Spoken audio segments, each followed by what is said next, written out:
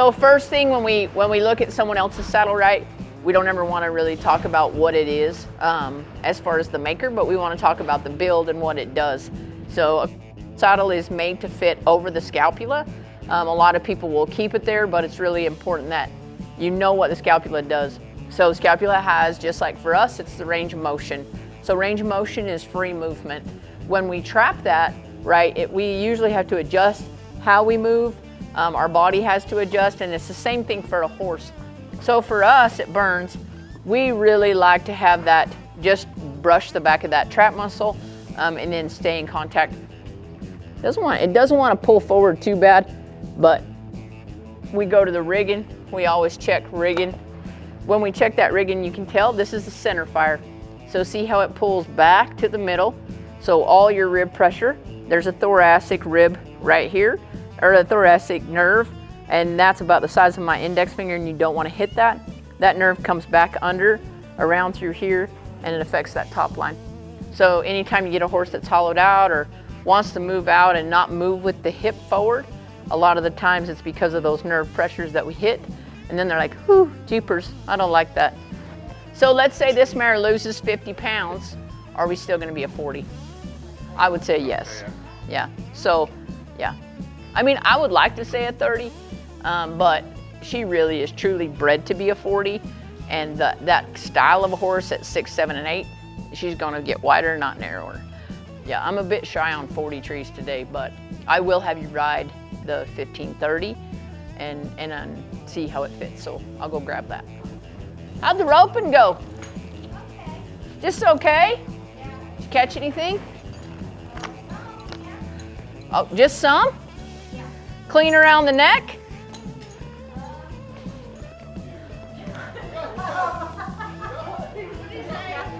See, and believe it or not, this is a 30, and this isn't horrible, but. Like, because we put my forward Mm-hmm. and when she sucked her, I mean, it fit great when we went here, but then when she cinched her down, it sucked it forward. And So let's, 30, let's see how the 30 so is. that's And where we put the 20 on her, Yeah. and it didn't suck down like that. So we didn't, Yeah. that's She's- We were trying to be you. And how did it With go? all her knowledge and the videos that we watched. And? We had a channel then on Wendy. Well, we landed on somewhere between the 20 and the 40. Yeah.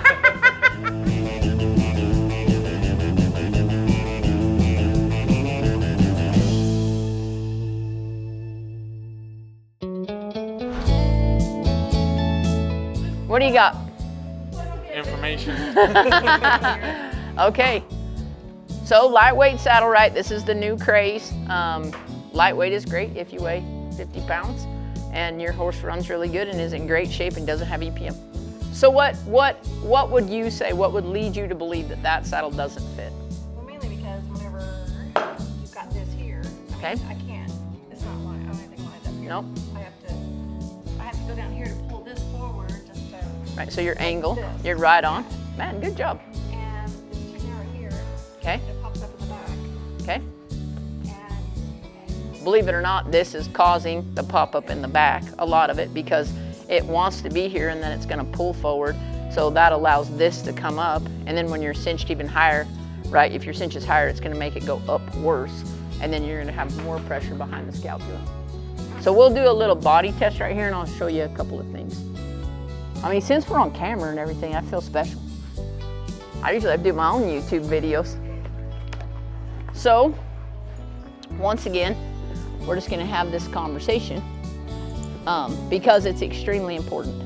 So we talked about this yesterday with Dr. Weimer, and you can see how this comes here and then it comes narrower to here. So this is terrible. And the reason why it's terrible is because what part of this horse's spine can you see that goes, right? This is his thoracic vertebrae.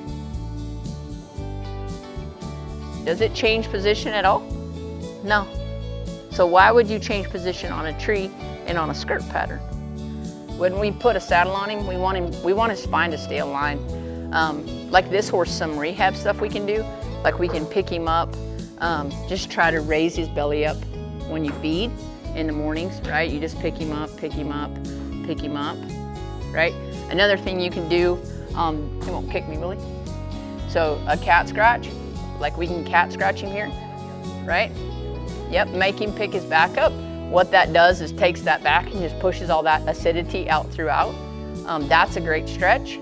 Another stretch I would do with this horse, if you have a carrot or something, just bring him back here, keep his ear right at his shoulder, bring him back as far as he can go, right? He's like, oh, do you have a treat? No, I don't. So 14.5 mid-deep, standard seat.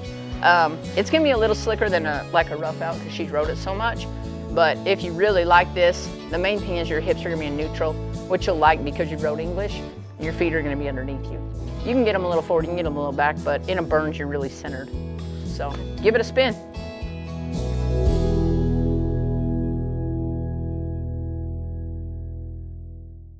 My name is Wendy Wynn. I lived in Utah for 22 years. I live in Kansas now. My husband and I are college rodeo coaches at Kansas State University. I am a horseman, so when we talk about horses, we talk about saddles. It's not just about saddle fitting. So it's open-ended today. If you have any questions at all, it's kind of cool. We're one-on-one, so you can ask anything you want to know.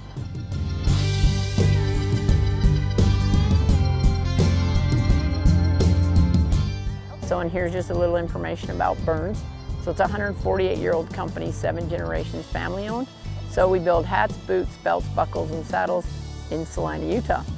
So if you ever wanted to see the process and see master builders, have a tour around, try a really great handmade boot on, you can do it in Salina, Utah. We also have a store in Park City, Utah. So like a high-end resort store.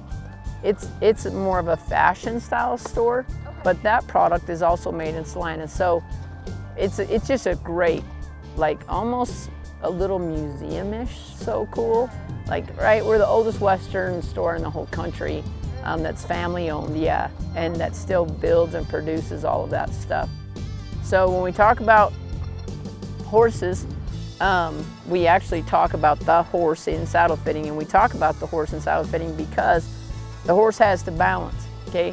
When we get on, the horse has to be balanced. So from the bottom up, we just kind of take a quick overview.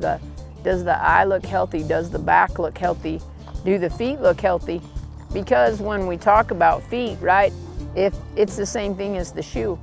If you have a high-low foot, or you know you're hitting the ground wrong, at some point that's gonna transpire through the back. And when that transpires through the back, it's because of an unbalancing. So we start there, right? Looks pretty dang good. It won't be hard to fit, and it doesn't have any muscle atrophy simply because your saddle must be okay. So I would say that's a good thing. Have you rode a motorboat? I don't know, a while ago. Okay, so you've been in a motorboat. Have you ever paddled a boat? Have you seen someone paddle a boat? Okay, 2 things, right? Like a boat? Okay. Yeah, like a boat, Okay, yeah. like a canoe or a paddle boat, right? And you have to go like this.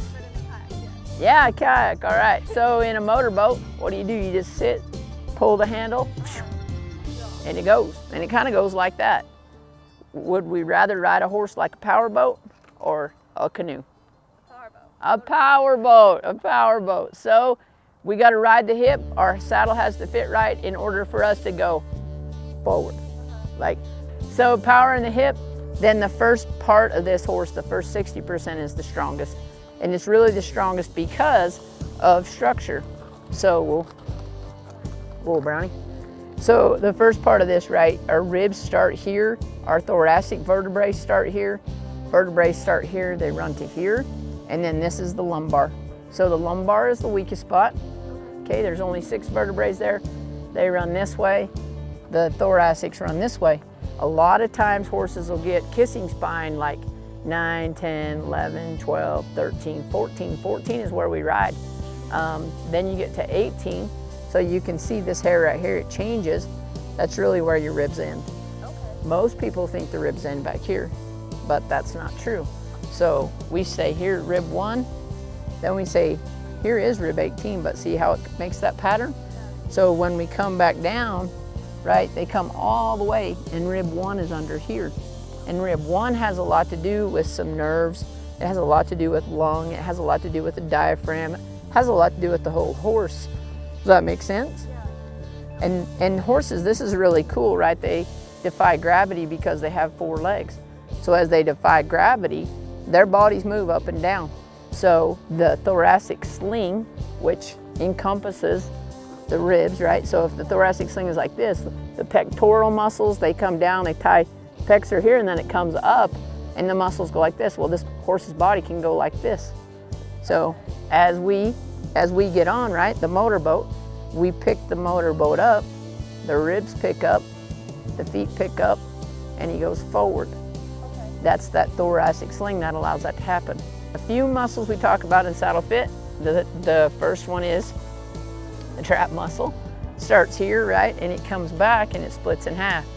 So the thoracical part of that trap is where our bar pad on our tree is going to touch. So the bar pad has to touch here, and then that tree has to fill equally on the horse's back. So the little box we say that the saddle should fit on is really like right here. Well, this moves just like your shoulder, so 3 to 4 inches. The smaller the horse, the slower and the shorter the range of motion. Okay. The bigger the horse, the faster the range of motion because of range of motion, right? And you can't have it trapped, because if you do trap it, it's restricting movement, and then pretty soon you'll get a horse that this will move away, which is the trap muscle. When that moves away and you have a lot of pressure there, it goes back to our shoe conversation. Can the horse, yeah, and he really can't run, can't stride out. Yeah. So at Burns, we have come up in the last 10 years with 4 trees. And those 4 trees, believe it or not, are important. We fit a lot of horses, so there's, about 20 of us that are horsemen out on the road that actually fit horses, ride horses for a living, enter the ropings, enter the rodeos, enter the barrel races. Of the 4, whenever we see those 10,000 horses, if they don't fit in these trees, we mold them. Okay. How many horses do you think we've molded? Out of the 10,000. Out of 10,000 horses, how many have we molded in 20 years? like 5,000 again? I don't know, maybe. Nope. Less 6,000. than 100. Really? Less than 100 have not fit in these trees. Really? That's cool. That's proof in the pudding right there, huh? Yes. So the 10 is like our narrow. So this is built for more of like a running bred horse. So let's say you get one in your training barn that might be a little thin, but we always match the angle of the scapula and the shoulder to the angle of the bar. Okay. And so we're gonna put each one on. If you're not in a hurry, are you not in a hurry? No, I'm Oh, good. So when we put a tree on, what we're looking for, this is our semi bar, our narrower bar, number 10. And we want, everywhere we see tree, we should see horse underneath it. But we want to think about a couple things that we just talked about, right? We want to think about the vertebrae, we want to think about the trap muscle, and we want to think about the latimus dorsi muscle. So when we put this on, it doesn't look bad, does it? So when we lift this little horse up and she goes to move, right, we get a little movement, but not a lot. But you can see you have more room here, you have a lot of room here, and then you have some room here. This probably at some point would cause some hot spots because it's a little too narrow. Now, what I said earlier about matching this with the bottom of the scapula, see how it's a little bit higher? Yeah. That's a good way to say your tree's probably too narrow. Now, as we put the 20 tree on, this I said is the one that fits the most horses. This is a pretty thick little 2-year-old, right? She's pretty big. How is she bred? She's a straight bred of Wayne, and then her bottom is raining. What? I don't even. So kind of cow horse. Yes, cow horse and running big. Then you would probably want to get a 30 tree, not a 20 tree, because that 30 is more of that style of horse. Okay. But if you get a bunch of running bred horses in, you'd probably be finding a 20. Okay. Make sense? Yeah. We want you to have the very best saddle that fits the bulk of your horses and fits you the best. So now we move to the 30. So we look at the 30 and we're in that good, better, best. And I would say now we're getting a little closer, right? Because look here, now we're gonna have, it's important when we put the trees on, but then it's important too that we go back and we put a pad in a tree, and then we put the pad in the saddle that has the tree in it. because those variances changes because this is going to sit about an inch, inch and a half off the horse's back, right? With pad and wool and all the things. We don't want to be too wide. We don't want to be too narrow. We want to be just right. Any questions? Not so far. That's good because I'm about out of answers. No, I'm kidding. Okay, and now this is our widest tree, and this was developed for like a cow horse. And this is really good too. But what would happen at some point, it would probably roll back just because it's, see now we're yeah. So can you kind of see what we're looking for as we talk about really great fit when we go from the 10, the 20, the 30, to the 40. When we pick this one up, right, we can see still not bad, but we have a lot of room here. How long have you been riding horses? Only like 5 years. Really? My family is a horse family, So you're first generation just trying to get into it. and learning. Yes. I love first generation cowgirls. It's awesome. So see how flat and flush we are everywhere? This is like peanut butter and jam on your grandma's bread. So that's good. Let's throw a saddle on. Let's say we look at this saddle and maybe we say, well, if we put a little shim right here because there's a lot of room, it would help this part of the saddle fit better. Well, what about this part of the saddle and what about this part of the saddle? Okay, so it makes that maybe better, but then the other part Yeah. throws off. And there are times if the horse's muscle is atrophied and that's your only option with a better saddle fit and with some physical training stuff to help the muscle get better, you use it until it gets better. Okay. But then your goal is to have a back like this horse to where it's really full and flush. Yeah. Shimming for me, if you have to do it, yes. And if I am gonna shim, then I shim with something that's breathable. That's a high tensile wool. Okay. So there's some really great pad companies in the world today that they have that, but then the shim has to fit and feel evenly with the saddle and evenly with the pad. Okay, is the cinch length matter? Haha, is the cinch length matter? Yes. Okay. And here's why. So your cinch is what helps your saddle stay in place. It's not a vice to make the saddle stay in place. Okay. The length is extremely important. Okay. So there's a group of sensory nerves here. So we talked about those. Those are those hot flashes at the end of the day, Yeah. right? They're pretty sensitive in a colt. Okay. We have them down here as well. So there's a group here, and then there's a lateral artery, one of many, right? That's not the only artery. There's a lot of arteries that lead to the heart, but we want to stay off of those. There's a sweet spot just above the elbow. So this would be the elbow, okay? And we would go straight across the elbow and we would feel, right, for an indentation. And that indentation on this horse is right about there. That indentation is different on every horse. On every colt, you can't ride a 26 inch. You gotta have a 26, a 28, maybe a 30. Same thing on a pad. You should have a half, you should have a 3/4, you should have a 7/8.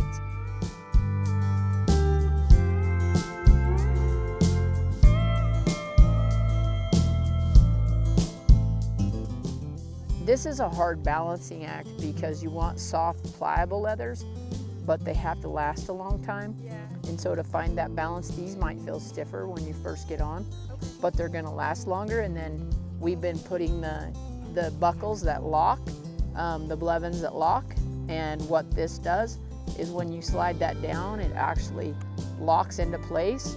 And so if you're a short person, I'm gonna show you, just a simple, what can happen and why your Blevins do push up.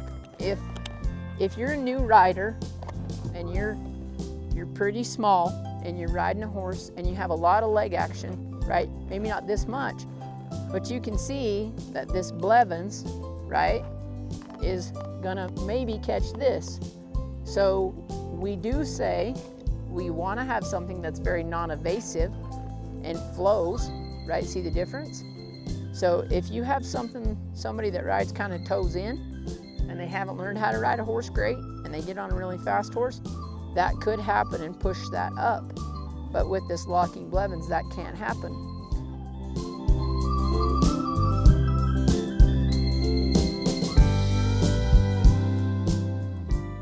when you're able to come to the store, you're able to come to a show, you're able to come see a trailer, we have really great handmade bits. They're hand cut, they're hand burnished, and we have different sizes and styles. So for horsemen, right, this is a pretty popular one. And for me, I have big hands, right? You have small hands, so just put that in your hand and tell me, is that a good feel? Is that too big for you? Is that about what you ride? Okay, and when we ride a split rein, right, we want them to have some density and some form, because when we put that on a really great bit and a great headstall, like, it has to help that horse's head collect. You know, like slobber chains, weighted things. We want to have this go right through and go to the bit, because this is an extension of our hands. And so when we put clips and snaps and all those things on, it slows down the process. So for us as horsemen, we want to have leather on really good bits. Did you know that Merrill bits are now made by Burn Saddlery? So Neil and Barbara, extremely talented horsemen, and so they wanted to have it go to another legacy company. So the legacy continues, and we've taken Neil and Barbara's information and also some of their craftsmen, and we're trying to just help them grow. And so a company like that has so much, I don't know, industry idea and technology. Now we've teamed up to help each other, but we're going to continue on with Neil and Barbara's legacy. Build a great bit that's non-evasive, that's very comfortable, that's great for horsemen and for horse riders, and allows the horse to do his job. Okay. Right, so a great way to bit a horse is they have, oh, she's got a rock in there. This is a safe place in the mouth, so you can see there's no teeth here, and she is 2, so she doesn't have her canines. Her bridle tooth sits back behind that gum, and when we pick this up, we want her to accept it, and we want her to have it in her mouth. The bit guards might feel a little bit different, but adjusting a chin strap and adjusting a bridle, when we're riding a young horse, we want that horse to feel the bit, and once they pick that up, right, that's in the first stages of training. If we were to pull this all the way up and make a big smile on a young horse, it would be abrasive. Having the bit in the right position is really important.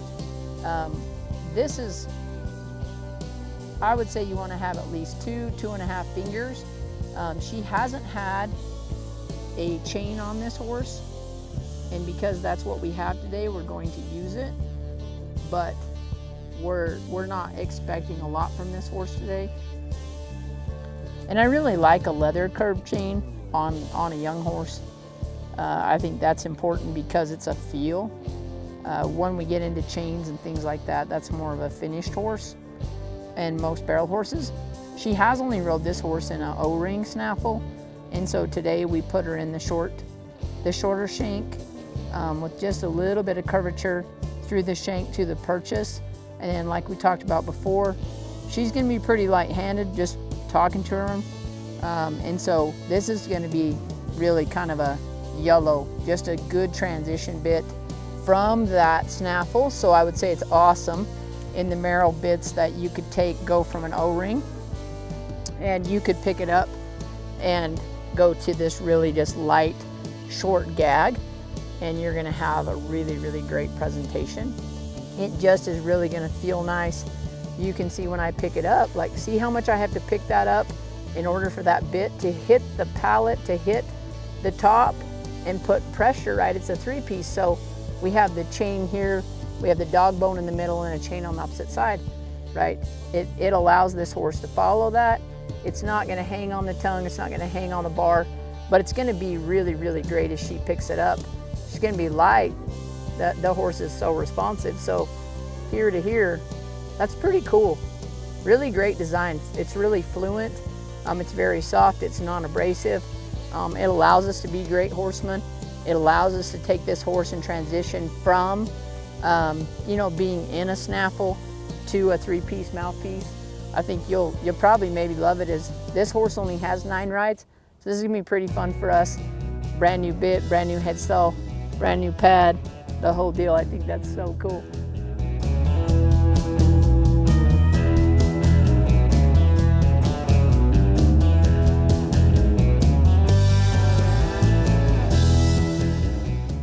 When you pick her up right there, same thing, use your leg to ask her to bend soft. There you go. Now she's stepping through with her hip.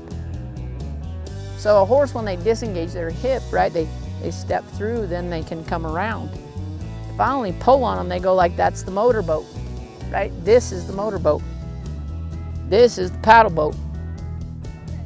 So you want to engage the hip, you got to ask for the hip. You got to ask for her to step through. You want to have her feel, but you don't want to pull on the rein all the time. So find that happy medium where it feels like she's not pulling on me, I'm not pulling on her, and I'm riding that horse, right? Up and forward. So now if you bring her to the left, take the pressure off with your left foot and drive her around with your right leg. See the difference? Now try not to bring your arm all the way out. Drive the horse through the reins. You're riding her hips through her ears. Yeah, lower, a little bit lower hands, but better, much better.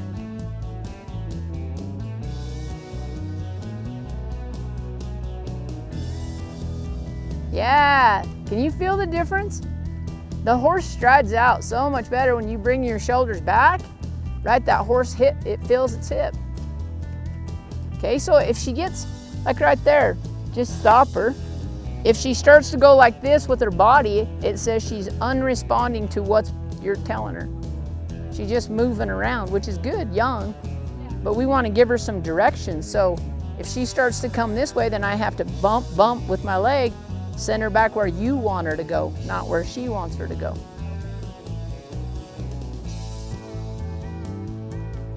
Good. Now if she does that really good 2 or 3 times around here, stop her and pet her. Like, look how fluent she is, how quiet she's staying. I love how you rode this horse today. That's the real stuff. That's what the very most influential people in today's world, that's what it comes from. Knowing what you do good and having quiet confidence. A great horse trainer has great confidence in their abilities and their key understanding of what they can do for a horse.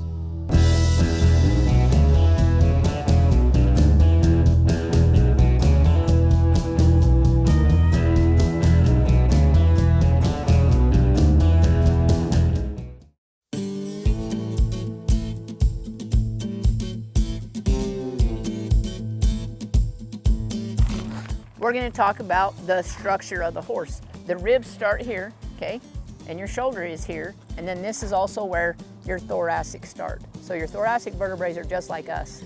So horses have 7 vertebrae in the neck, okay, and 7 and 1, rib 1, tie together. So it's way deep inside the horse's shoulder, but the rib 1 is right here. So 7 finishes in the neck, and then we have vertebrae 1, okay, 1 through 18 to here, where that hairline changes forward. So the reason I talk about this is because each vertebrae is separate, okay? They can move this way, they can move this way, they can rotate. But if they get caught, right? They get caught and locked because of pressure, you have to have a chiropractor readjust. Well, if you put the same saddle on over and over and over again, you gotta go back to the chiropractor.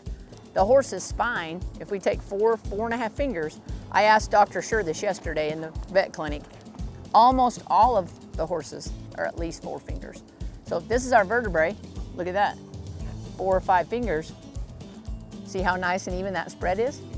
So when we get a burn saddle, we can turn it over and I'll show you, but you have to have adequate balance along that horse's back. So this horse is really probably becoming sore here and sore here because of that pressure. So horses defy gravity all the time, okay? Their ribs move up and down because they have 4 legs. They don't have a collarbone. So in order to make their bodies balance, the thoracic sling has to be in the right position. And this one is really high. So this is your vertebrae, and for me, and I'm gonna ask Tara this question, I want at least 4.5 fingers for this to be able to function right. Because a horse like this, right, you do a lot of running fast, turning sharp and shooting. This horse really has to be able to get his hips underneath him to be sharp on the turn and on the straightaways. So when this gets moved up, almost all of them will get really tight in the humerus bone, and there's a joint right here. So they'll get kind of shoulder heavy, front end heavy, and then they have a really hard time staying laterally correct, even though you're probably great at riding him up in there laterally correct. He's like, I'm gonna crash the barrel, I'm gonna crash over here. Well, he's evading pressure. Horses will do anything to keep themselves safe.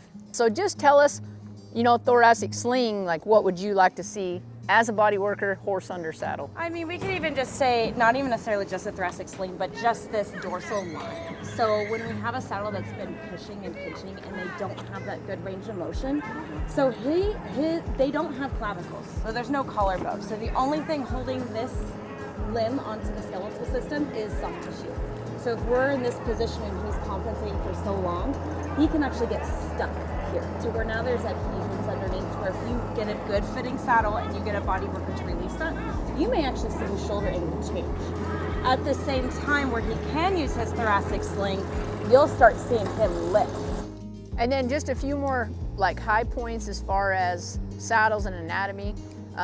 The sternum, right? It finishes at 7. So the sternum is a lot of place where people will want to put their cinches, but they normally just need to be right here in the middle of that horse's body. And then they also got to be just even pressure. So you want pressure on your cinch, which we'll put one on and show you.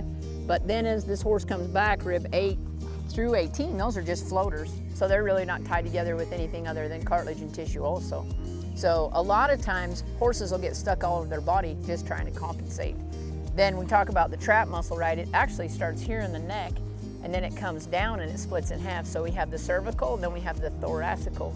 And the thoracical bar is where our bar pad's gonna touch on our tree, okay? And I'll show you. And then here we have the dorsi, which comes here, end of the 18th rib, and then it comes down and ties into the forearm. What it does is elongates when it's in good shape. So you can see this horse doesn't have a super great back, not horrible, but what could we do to enhance that? And just like Tara said, right, we pick the horse up, pretty soon his head comes down and he's able to use, right, his lumbar, he's able to use all his sacrum, his whole body in order to go forward. Then I think what Tara also, right, the serratus muscle, the things that are underdeveloped here, we get this freed up with a good saddle. He'll start to develop even better and better and go faster. If I remember right, it was really depleted in the trap. And was the strainer sitting on top of this horse, do you remember? Yeah. And like the saddle, I had to have a breast collar to keep the saddle kind of in the right place. here. Okay. All right, so as we talk about the angle of the shoulder, the horse, this horse I saw in 2020, believe it or not, and she was riding another person's saddle. Horse was depleted in the trap muscle. I mean, was pretty much running off at the barrel. And the withers, the saddle that she had on was sitting on top of her withers, so her strainer bar was affecting how that horse functioned. And so we switched saddles that day, and Jennifer became a fan that day. So Jennifer, what'd you become a fan? Like, what was it? What did it for you? Well, one of the things was I just couldn't believe I could try a saddle and then actually ride in it. And then take her in and make a run on it, which she did amazing, ran the fastest time of that whole weekend in the burn saddle that I tried. Came back out and I was like, hey, where are the saddles to purchase? Because I was sold right then. Yep, and it's fun to see her 5 years later. We've had some fitting clinics with Jennifer, which she's an amazing client for burns. That's such a special thing because we've gotten to know each other better, not only as saddle fit / horsemen, but as relationships grow and we get to know our clients better and better and better, we communicate and help each other. And that's really what the burn story is about. You know, it's 148 years old, 7 generations family owned, that we care about the clients. We care what they think and how they help us because we're gonna get better, right? And then we're an advocate for the horse and the horse gets better. For you horsemen at home, this is a real simple video and a tip. This does not show the bar through the back and the middle of the saddle. We'll put the tree on to do that, but this does show that this is where the angle starts and our tree is flared. So you can see the angle from here to here comes down and matches this shoulder. Well, if we put this horse's foot out, right, then you can see range of motion, okay? Range of motion happens here, and then range of motion will also happen back here. So if he keeps his foot back, we have adequate room here for the shoulder and scapula to move. We also have a great cinch presentation. The rigging's in the right place. The narrowness of the belly, just above the elbow is where our cinch finishes. We come through here, trees on the horse's back, right through the middle, trees on the horse's back. Last thing we could just check, we would say, does that tree rock or move? Doesn't go anywhere. 1/2 inch pad, liner, just a really good presentation today. So if you have questions about, is my saddle too wide? Is it too narrow? This is a good base test, but you have to check the middle and you have to check the back also, not just the angle of the shoulder. I love this once again. Probably been riding this pad for a while, but see how even it is? There's no uneven dispersion on it. You can tell her tree hits from the front to the back. It's not pressed together. It's clean, right? She has a liner. She can wash and clean this, warm water woolite. Turn the saddle over, you can see it's clean. She does a great job. Really nice presentation of that middle spine clearance, you know, 3 to 4 fingers. So important in today's world. At the vets yesterday, this was probably the most intriguing thing to several of them, that we turned a couple of saddles over and they were ripped. You know, that was ripped here, it was worn out. You can't ride a worn out saddle on any kind of horse. So make sure the saddle builder you're building with does it correctly. So I just want to say 2 things right here. This is a 2-part. So if I allow this horse to relax his back, and if I were to get on and I didn't pick the back up, you can see that this is below the shoulder line. But if we get on, right, and we ask the horse to lift his back up, look what happens. So the visual line becomes stronger to the point of that bar. So it's really important that you get on and you engage the horse's rib cage.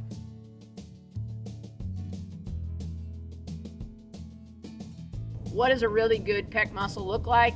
And we are going to put the cinch back on too and do a little video. But so tell us, Tara, I mean, what do we see? You can see the pec muscles, you can see the widening of the legs. This is important on how a horse travels. True. So horses actually have 4 pectorals. They have 2 superficial and 2 deep ones. So you have your subclavius, you have your descending, your transverse, and your ascending.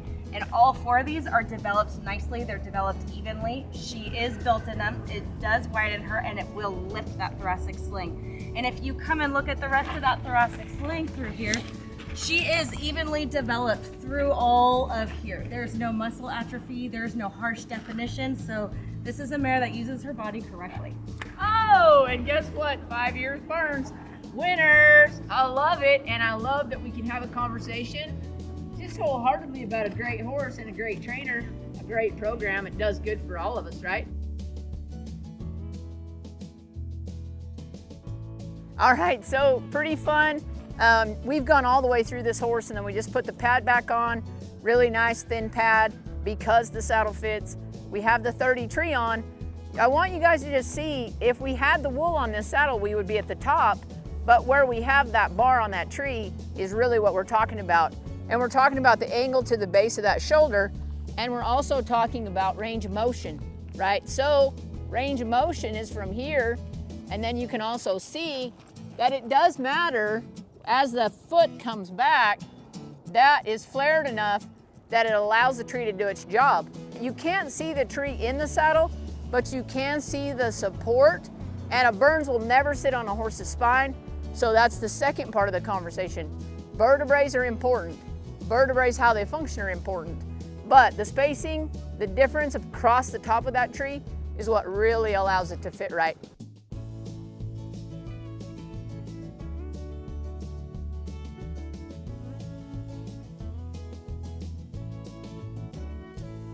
You know, when we cinch a horse, you can tell, right? We talked about so many different things, the pec muscles, the abdomen, the obliques, and you can talk about a happy horse And you can talk about a happy horse because that wasn't the other. That's a pretty happy horse, right? No movement from the legs. She didn't get agitated. She's not swishing her tail. She's aware and alert of us, but she's like, okay, I'm pretty dang happy right here. It's important that you slow cinch, but it's important that the horse is like happy about the whole thing. So happiness is good. Okay, we found a cinch that what? It fits. It fits. And so why does it fit, Tara? Well, it fits because you have a nice even distribution of pressure all the way under and in the correct area of the abdominals right behind that shoulder and the elbow. And your cinch length is correct as well. So you are not impeding on any of those accessory nerves. You're about 4 fingers above that elbow. And it's also a good material. You're in a fleece material. It breathes. It's clean underneath. We're good. Jeepers, mister. When you do it right, I mean, this is what you get. Great pec muscles, a good horse, a good saddle, just good equipment. So, and keep your cinch clean. Winning right here. It's a little more than just, you know, cinches on our knees, but just fun to see good horses. Burns, 1876.